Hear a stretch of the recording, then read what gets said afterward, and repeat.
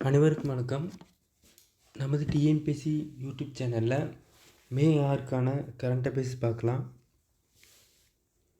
ஜம்மு காஷ்மீரில் பஹல்காம் தாக்குதல் நடந்தது ஏப்ரல் 22ஆம் தேதி. அதன் காரணமாக எந்த ஒரு தாக்குதலுக்கும் தயாராக இருக்கும் வகையில் பாதுகாப்பு ஒத்திகைகளை அனைத்து மாநிலங்கள் மற்றும் யூனியன் பிரதேசங்களில் 244 மாவட்டங்களில் நடத்த மத்திய உள்துறை அமைச்சகம் உத்தரவிட்டிருக்கு.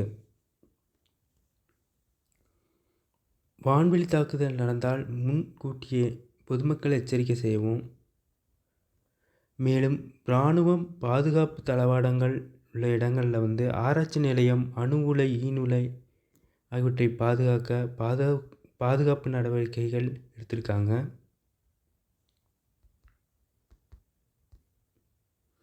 அடுத்தது, மின்வாரித்துறைக்கு 3 புதிய இணையதள சேவைகள் அமைச்சர் சாசி சிவசங்கர் தொடங்கி வச்சிருக்காங்க. 3 ஓட்டுநர் இல்லா மெட்ரோ ரயில்கள் விரைவில் பயன்பாட்டுக்கு கொண்டு வர ஏற்பாடுகள் தீவிரப்படுத்தப்பட்டிருக்கு. சென்னையில் 2ஆம் கட்ட மெட்ரோ ரயில் திட்டம் 63,246 கோடி மதிப்பில் 116 கிலோமீட்டர் தொலைவில் 3 வழித்தடங்களில் செயல்படுத்தப்படுகிறது.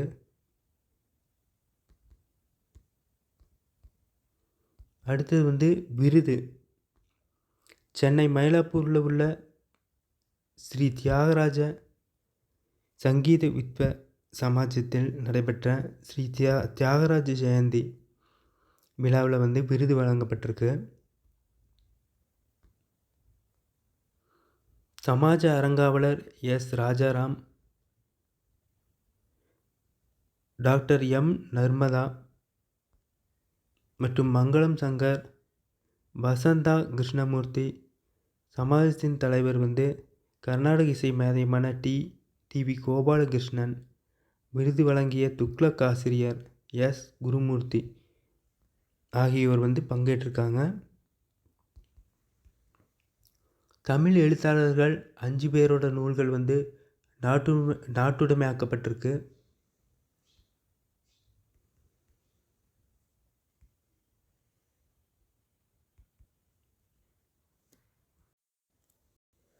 தமிழ் எழுத்தாளர்கள் 5 பேரோட நூல்கள் நாட்டுடைமையாக்கப்பட்டு அவர்களுக்கான உரிமை தொகையை முதல்வர் மு.க. ஸ்டாலின் திங்கட்கிழமை வழங்கினார். பாவேந்தர் பாரதிதாசனோட பிறந்த தினம் தமிழ் வார விழாவாக கொண்டாடப்படும் என சட்டப்பேரவையில் அறிவிச்சிருக்காங்க.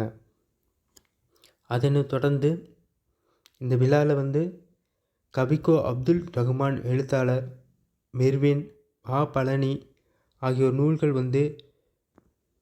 நாட்டுடைமையாக்கப்பட்டிருக்கு. மேலும் கோமா கோதண்டம் புலவர் இளமா தமிழ்நாவன் ஆகியோரோட நூல்களும் நாட்டுடைமையாக்கப்பட்டிருக்கு.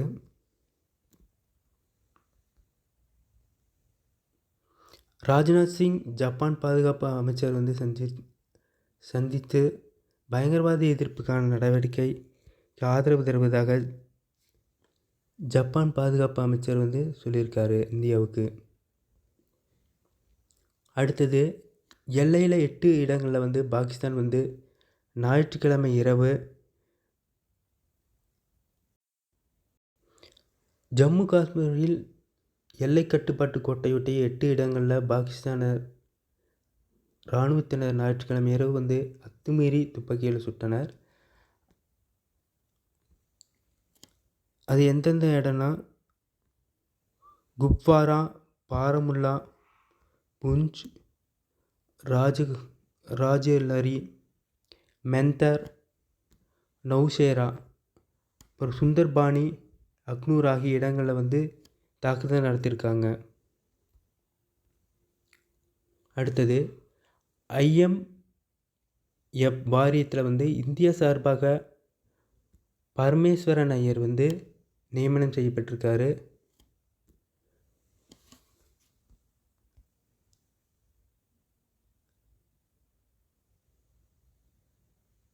சர்வதேச நிதியத்தின் இயக்குநர்கள் வாரியத்தில் இந்தியாவின் பிரதிநிதியாக உலக வங்கியின் செயல் இயக்குனர் பரமேஸ்வர் ஐயருக்கு தற்காலிக பொறுப்பு வழங்கப்பட்டிருக்கு. மத்திய அரசின் முன்னாள் தலைமை பொருளாதார ஆலோசகரான KV சுப்பிரமணியன் இந்திய, இலங்கை, பூட்டான், வங்காளதேசம் ஆகிய நாடுகள் அடங்கிய குழு சார்பில் செயல் இயக்குனராக இருந்தார். KV சுப்பிரமணியன் செயல் இயக்குனராக இருந்தார் IMFயில்.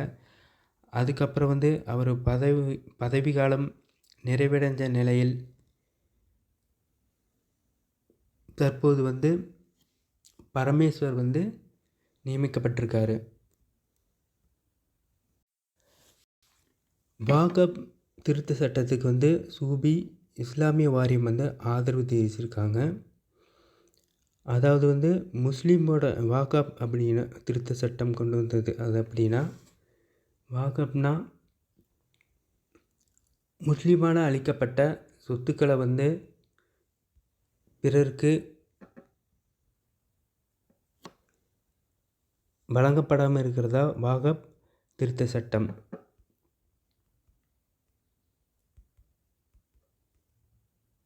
அடுத்தது, பெங்களூரில் நடைபெற்ற மாற்றுத்திறனாளிகளுக்கான PT தீபக் லோஹியா நினைவுக்கோப்பை T20 கிரிக்கெட் போட்டியில் இந்தியா 5-0 என இலங்கையை முழுமையாக வென்று சாம்பியனானது. ஊக்கமருந்து உட்கொண்டதாக 3 மாத தடைக்கு உள்ளான உலகின் நம்பர் 1 டென்னிஸ் வீரரான இத்தாலியின் யானிக் சின்னர் தடைக்காலம் நிறைவடைந்து இத்தாலி ஓப்பன் போட்டியின் மூலம் இம்மாதம் முதல் மீண்டும் களம் காண்கிறார். ஸ்ரீகாந்த் உள்ளிட்ட இந்தியர்கள் பங்கேற்கும் தைபே ஓப்பன் பேட்மிண்டன் போட்டி செவ்வாய்க்கிழமை தொடங்குள்ளது.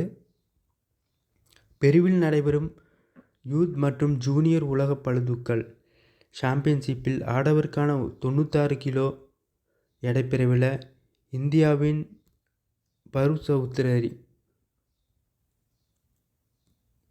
ஸ்நாட்ச் பிரிவில் 140 கிலோ, கிளீன் ஜெர்க் பிரிவில் 175 கிலோ என மொத்தம் 315 கிலோ தூக்கி வெண்கல பதக்கம் வென்றிருக்காங்க.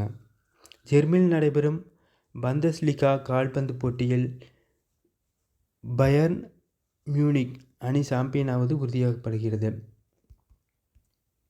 அடுத்தது, உக்ரைன் போர் ஒரு ஆண்டில் 45,287 ரஷ்ய வீரர்கள் உயிரிழந்திருக்காங்க. சுமார் 2.5 ஆண்டுகளாக நடத்தப்படும் போரில் 2024ஆம் ஆண்டு மட்டும் அதிகபட்சமாக 45,287 பேர் ரஷ்ய வீரர்கள் உயிரிழந்திருக்காங்க. அடுத்தது, இந்தியாவின் வங்கி நிகர லாபம் 32% உயர்வு.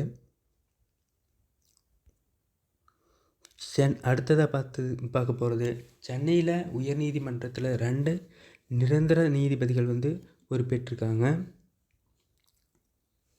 நீதிபதி SS சுந்தர், பவானி சுப்புராயன், ஹேமலதா, நக்கீரன், சிவஞானம் ஆகிய 5 நீதிபதிகள் இம்மாதத்தில் ஓய்வு பெறுவதன் காரணமாக 2 பேர், அதாவது கர்நாடக உயர்நீதிமன்ற நீதிபதி ஹேமத் சந்தன் கவுடா அவரும் தெலுங்கானா உயர்நீதிமன்ற நீதிபதி சுரேந்தர் ஆகிய இருவரும் சென்னை உயர்நீதிமன்றத்திற்கு கொலிஜியம் பரிந்துரையின்படி குடியரசுத் தலைவர் பொறுப்பு அறிவித்திருக்காரு.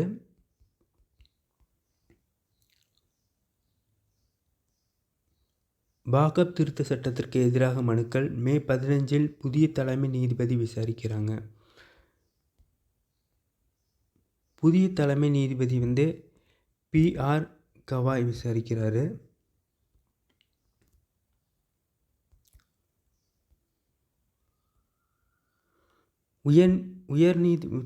உச்சநீதிமன்றத்தோட தலைமை நீதிபதி சஞ்சீவ் கண்ணா வரும் 13ஆம் தேதியோட ஓய்வு பெறும் நிலையில் மே 15ஆம் தேதி புதிய தலைமை நீதிபதி PR கவாய் விசாரிக்கிறாரு.